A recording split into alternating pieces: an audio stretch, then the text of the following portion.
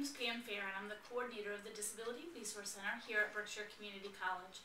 I'm sitting here today with one of my students who'd like to tell you a little bit about her disability and how it impacts her in a college setting. Hi, my name's Kristin. I'm hard of hearing, and I wear 2 hearing aids.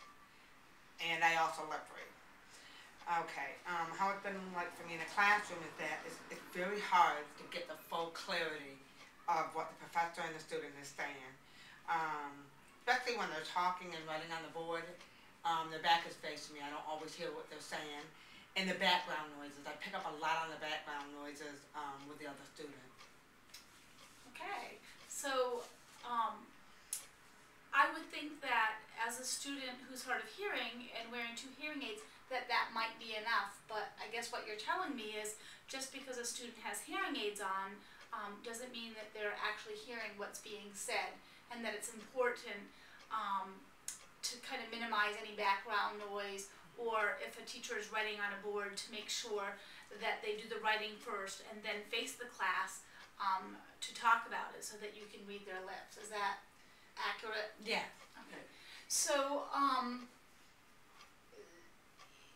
you know, speaking of your disability, being hard of hearing, the way that it's impacting you in class, it makes me wonder, how do you get by? How do you do college level work, since so much of it is a professor lecturing and students having to take notes?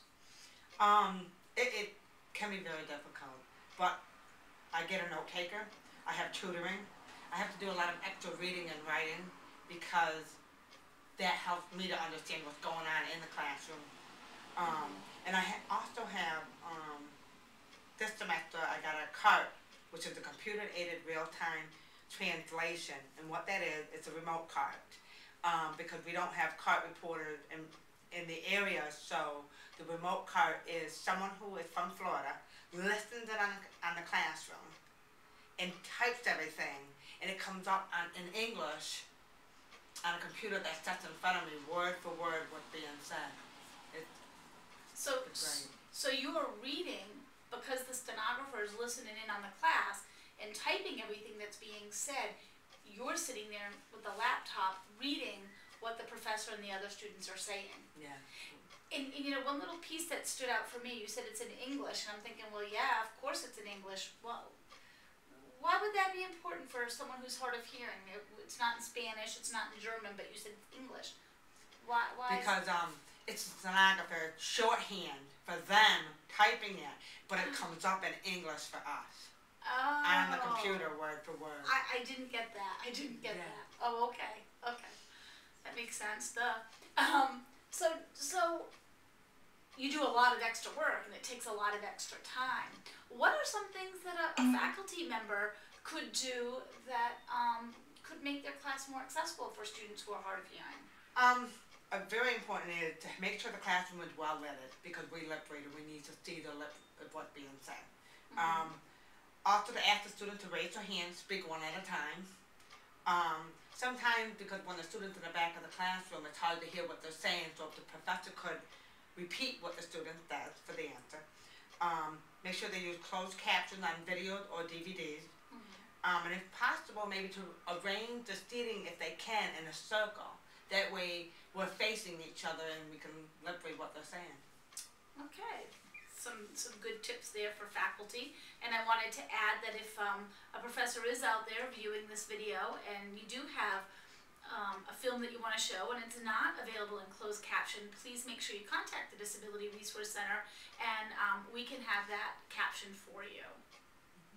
Can you also, Chris, just maybe give some advice to students out there who have disabilities, who may be a little reluctant to come to the Disability Resource Center?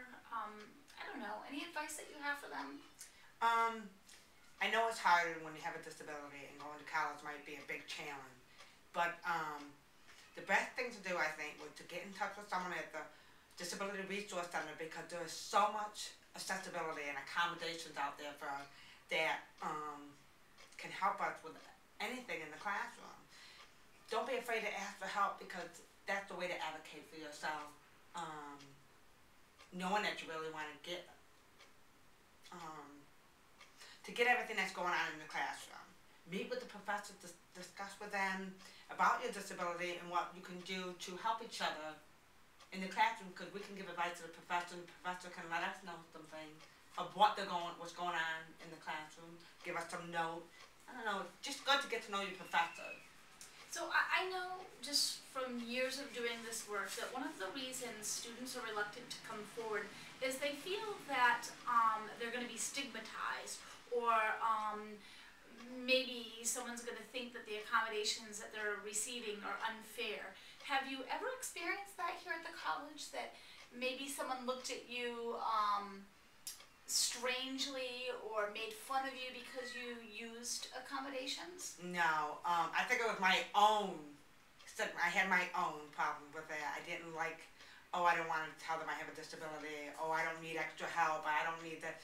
But the students were better than I was. But once I started using a card reporter, it opened a whole new world for me.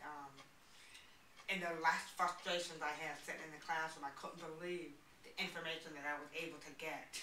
It really helped. I'm glad to hear that, Kristin. I'm glad that you're doing so well, and I wanted to let people viewing know that you've been here a few years, and you've used your accommodations, and you've worked really hard, and you're going to be transferring to a four-year school and getting your bachelor's degree in social work. And your goal is to be an advocate for people with disabilities and other issues in life.